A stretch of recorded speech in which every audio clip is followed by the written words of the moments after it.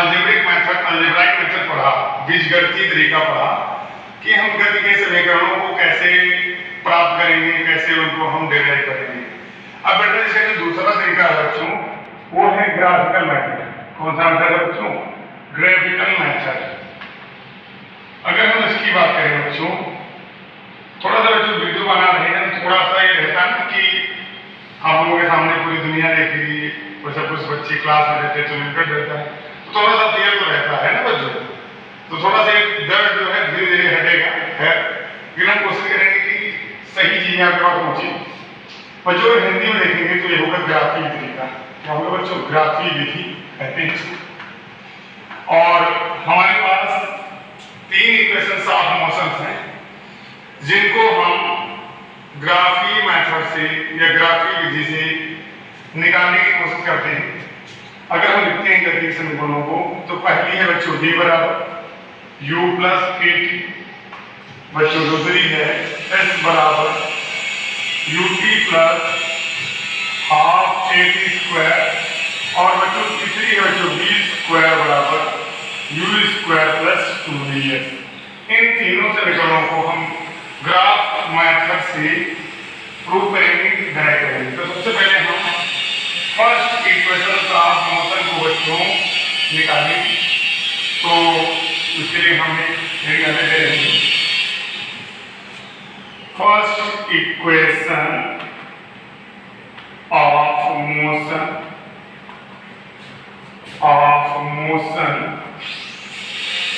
Bye graph method.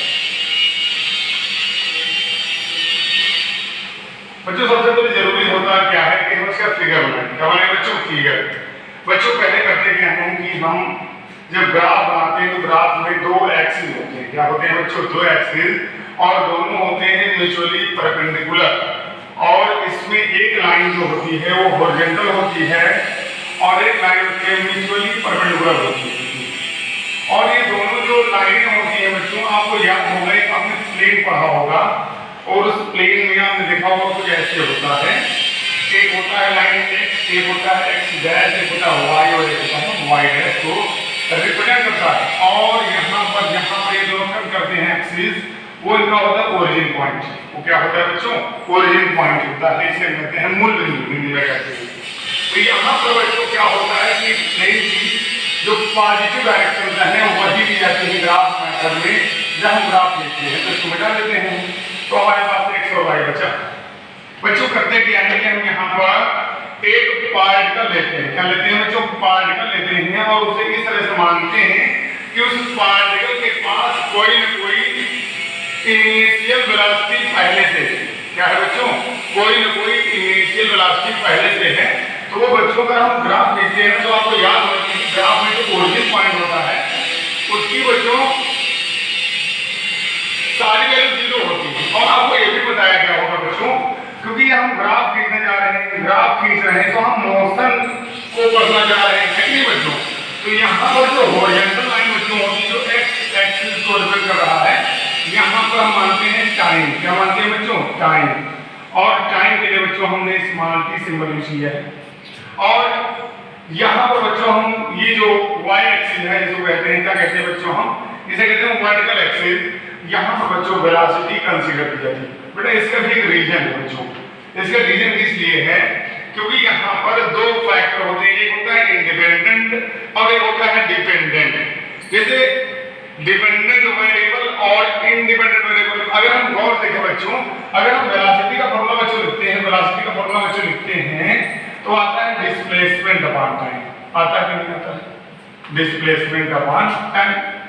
तो बच्चों जो चीज डिवाइड में होती है, जो चीज नीचे लिखी होती है, उसे इंडिपेंडेंट वेरिएबल माना जाता है, और जो ऊपर होती है उसे डिपेंडेंट वेरिएबल माना जाता है। तो बच्चों अगर हम एक्सेलरेशन का फॉर्मूला बच्चों लिखते हैं, एक्सेलरेशन का फॉर्मूला लिखते हैं, तो ये बच्चों क्या आता है? Change of velocity, change of velocity upon time आता है। बच्चों यहाँ पर भी आप देख रहे हैं कि चेंज ऑफ वेलोसिटी वेलोसिटी ही तो है, चेंज ऑफ वेलोसिटी वेलोसिटी ही है, और टाइम बच्चों टाइम ही है, तो टाइम भी डिवाइड में इसमें भी आया। तो इसीलिए देखोगे कि मोशन चैप्टर में जो टाइम वेरिएबल होता है, जो टाइम फैक्टर है बच्चों, वो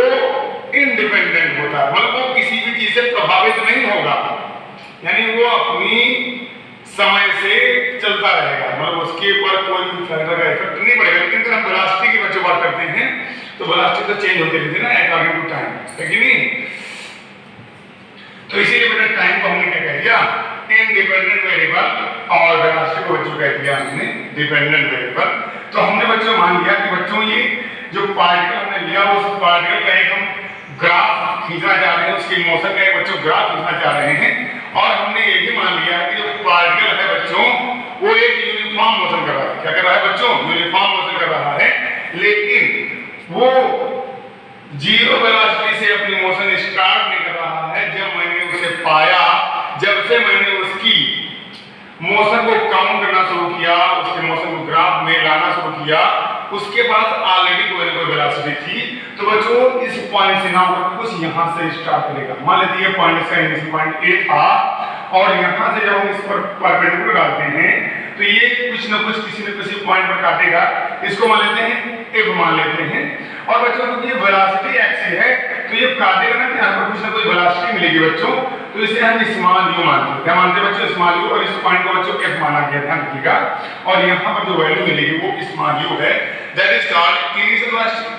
बच्चों मैंने जब इस पॉइंट से इस पॉइंट पर बच्चों मैंने परपेंडिकुलर डाला बच्चों, तो ये भी टाइम एक्सिस को काटता है, और टाइम एक्सिस को किसी न किसी पॉइंट पर काटेगा।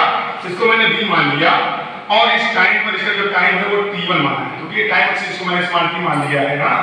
तो यहाँ पर इसका एक पार्ट हो गया t1। बच्चों ये क्या कर रहा है कि मान लेते हैं कि ऐसे एक यूनिफॉर्म मोशन करेगा, तो मान लेते हैं कि स्ट्रेट लाइन मिलती है खींचने पर, और मान लेते हैं इसका फाइनल पॉइंट v है। हमने यहाँ तक इसकी मोशन को क्या किया बच्चों? काउंट की।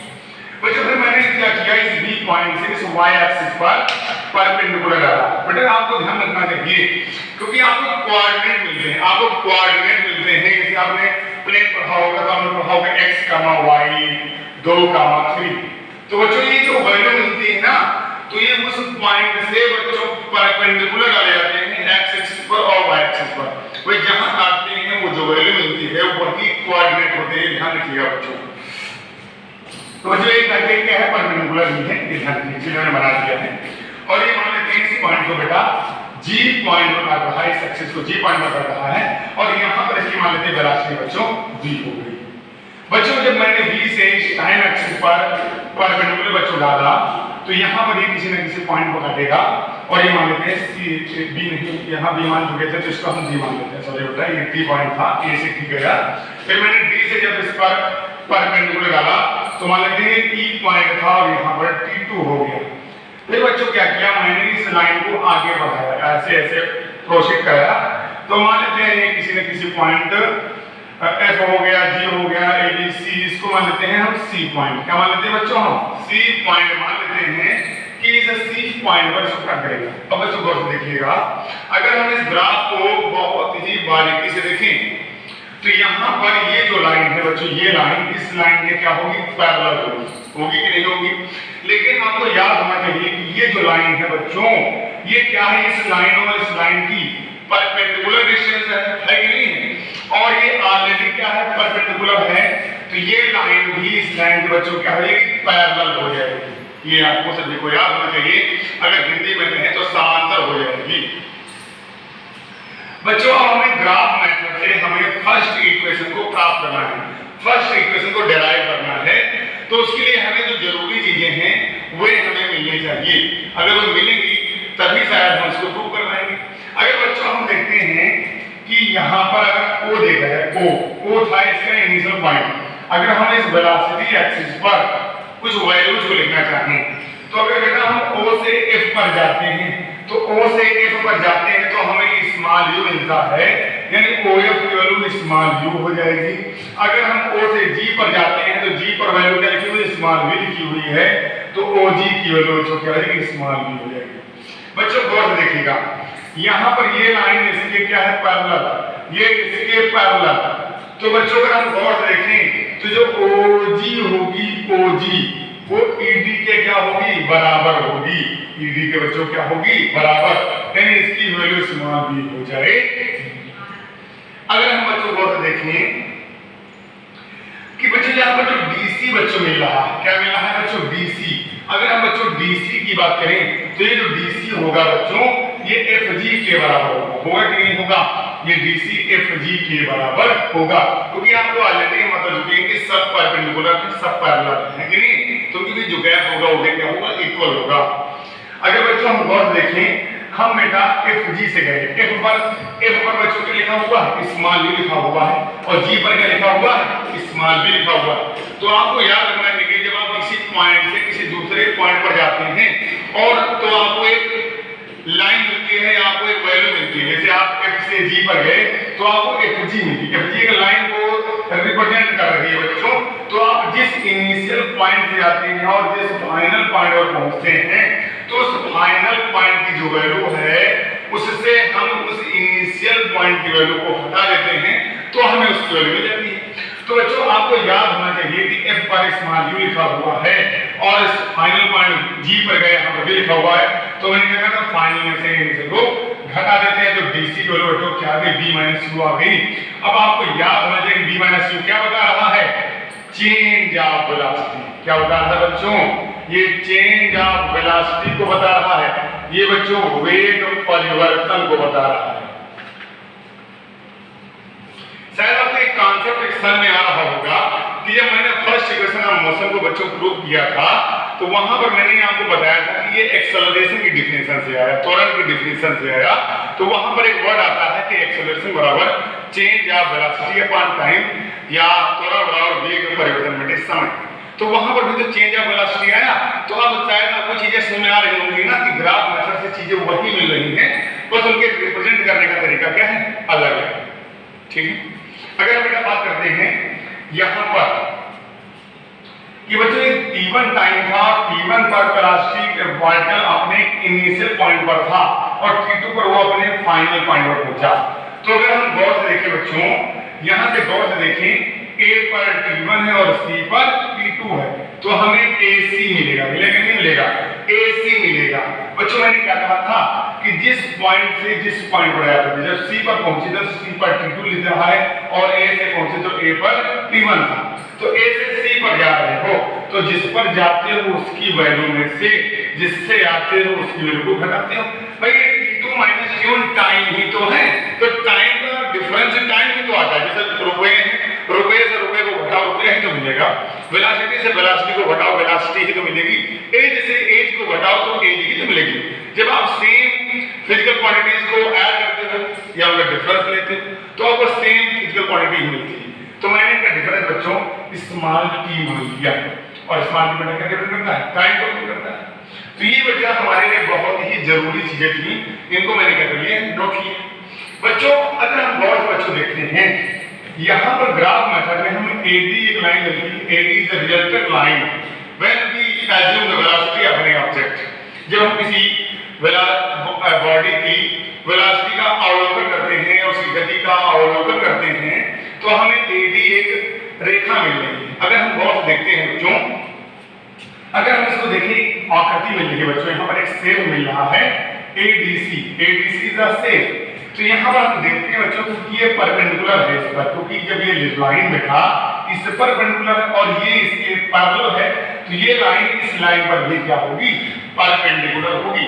तो देखेंगे तो ये ADC बच्चों राइट एंगल ट्रायंगल बच्चों क्या है, ADC बच्चों क्या है, राइट एंगल ट्रायंगल। और राइट एंगल ट्रायंगल का मतलब क्या है, हिंदी में कहते हैं बच्चों, हिंदी में कहते हैं समकोण त्रिभुज। बच्चों ये मैंने भले ही थोड़ा सा इस रूप में थोड़ा ज्यादा इंग्लिश भाषा का प्रयोग किया, लेकिन जो हिंदी मीडियम के स्टूडेंट हैं वो ये ना समझे कि हम इसको सीख नहीं पाएंगे, क्योंकि आगे का युग बेटा जब आप पढ़ाई करेंगे आगे के युग में तो आपको इंग्लिश की बहुत जरूरत पड़ेगी। तो इसीलिए बेटा आपको बाइलिंगुअल होना पड़ेगा, है ना। ये आप बेहतर नहीं छुट्टी पाएंगे कि हमें इंग्लिश नहीं आती, आप हिंदी में पढ़ेंगे, है ना बच्चों। तो मैंने कोशिश की है कि इसमें ज्यादातर मैं हिंदी यूज करूँ, लेकिन थोड़ा सा ज्यादा इंग्लिश यूज हो गई तो उसके लिए कोई समस्या की बात नहीं है। बच्चों आप गौर से देखिए बच्चों, ये जो लाइन है, लाइन है बच्चों, अगर लाइन गौर से देखिए, ये जो x एक्सिस है बच्चों, ये x एक्सिस है और ये जो AC लाइन है बच्चों, ये दोनों पैरेलल है कि नहीं पैरेलल है। अच्छा ये लाइन अगर जैसे मान लो एक गौर से देखिएगा, एक फिगर बनाते हैं, जैसे एक लाइन में दो लाइन खींची यहाँ पर, आपने इसको रेखा खींच के पढ़ा होगा कि बच्चों जैसे एक लाइन खींची और ये दोनों लाइन समांतर है, तो ये लाइन जितना इससे कोण बनाएगी उतना इससे कोण बनाएगी, बनाएगी नहीं बनाएगी। तो बच्चों कहने का मतलब क्या है कि अगर एक लाइन है बच्चों, एक रेखा है, तो किसी रेखा का दो समांतर भुजाओं से ढलान समान होता है। ढलान का मतलब क्या होता है? वो उसकी दिशा से कितना कोण बना रही है, यानी वो समान होगा। तो अगर हम एक बात करें, इस रेखा की बात करें, एडी रेखा की बात करें, तो एडी रेखा जितना एसी से कोण बनाएगी उतना ही बच्चों एक्स एक्सिस और पीछे बढ़ाएं तो जितना कोण यहाँ बनाएगी उतना ही कोण यहाँ बनाएगी। तो जो ये निकाल रहे हैं बच्चों ढलान, तो जनरली ये है क्या? ढलान। ये क्या है बच्चों? रेखा क्या ढलान। यानी हम कह सकते हैं कि इस एडी रेखा की ढलान एसी के साथ और इस एक्स एक्सिस के साथ क्या होगी? बराबर होगी। तो बच्चों अगर हम देखें यहां पर जो एडी रेखा की ढलान है ना, ग्राफ में करके जो मैंने इस ग्राफ को बनाया ना, तो यहां पर जो एडी रेखा की जो ढलान है वो एक्सेलरेशन को, वो त्वरण को बताएगी। इसको बताएगी बच्चों, त्वरण को बताएगी। यानी हम कह सकते हैं एसी एडी रेखा की ढलान, एडी रेखा की ढलान बराबर क्या होगा? त्वरण होगा। क्या होगा बच्चों? त्वरण। मतलब कोई चीज याद नहीं, बस यहाँ पर क्या है लिखने का तरीका, समझाने का तरीका थोड़ा सा अलग है बस। तो बच्चों मैंने कहा जिस रेखा की ढलान निकालनी होती है वो रेखा जिन जिन रेखाओं पर टिकी होती है उनका होता है रेशियो। अगर बेटा हम बात करें यहाँ पर ये रेखा बच्चों डीसी और एसी पर टिकी नहीं टिकी, देखो एडी रेखा डीसी और एसी पर टिकी हुई है, तो जो रेखा ऊपर है उसको ऊपर रखिए और जो रेखा नीचे है उसको नीचे रखिए। यानी जो एडी रेखा की ढलान होगी वो होगी डीसी अपॉन एसी बराबर की। बच्चों आपको डीसी की वैल्यू पता है v माइनस u, एसी की वैल्यू क्या है p बराबर की। अब कराओगे क्रॉस मल्टीप्लाई, क्या कराओगे बच्चों? क्रॉस मल्टीप्लाई इसको इससे इसको इससे, तो आप पाएंगे क्या बेटा? v माइनस u बराबर p प्लस at। यहाँ पर u बच्चों नेगेटिव में है, तो मैंने कहा था कि जब आप, क्योंकि इक्वेशन होती है, ये इक्वेशन भी तो है बच्चों, और इक्वेशन में दो पक्ष होते हैं, एक होता दायां पक्ष, एक होता बायां पक्ष। हिंदी में कहेंगे तो दायां पक्ष बायां पक्ष, इंग्लिश में कहेंगे LHS और RHS, right left hand side and right hand side. तो बच्चों अगर आप लेफ्ट से राइट में लिखेंगे या राइट से लेफ्ट में किसी वैल्यू को लेकर के, तो उस वैल्यू का साइन बदलता है। क्या बदलता है? साइन, चिन्ह बदलता है। तो माइनस प्लस, जनरली माइनस में u है तो जाएगा तो प्लस में होगा, तो v बराबर u प्लस at। तो इस तरह से आपकी फर्स्ट इक्वेशन ऑफ मोशन यानी गति की प्रथम समीकरण सिद्ध होती है ग्राफ मोशन से। तो बच्चों इससे आपको बहुत सी जानकारियां मिली। इससे आपको ग्राफ के बारे में पता चला, इससे आपको कैसे वैल्यू निकाली जाती है, कैसे किसी भी बिंदु के कोऑर्डिनेट बनाए जाते हैं, है ना बच्चों, कैसे निर्देशांक नियत किए जाते हैं, इन सब चीजों के बारे में इससे आपको बहुत जानकारी मिली। तो कहने वाला मुद्दा क्या है, इसको पढ़िएगा, इस वीडियो को बार बार देखिएगा, कमेंट से बताइएगा, जो भी सुझाव होंगे उनको बताइएगा। मैं आगे कोशिश करूंगा कि उन्हें और अच्छे ढंग से आपके सामने रिप्रेजेंट करूं। Thank you.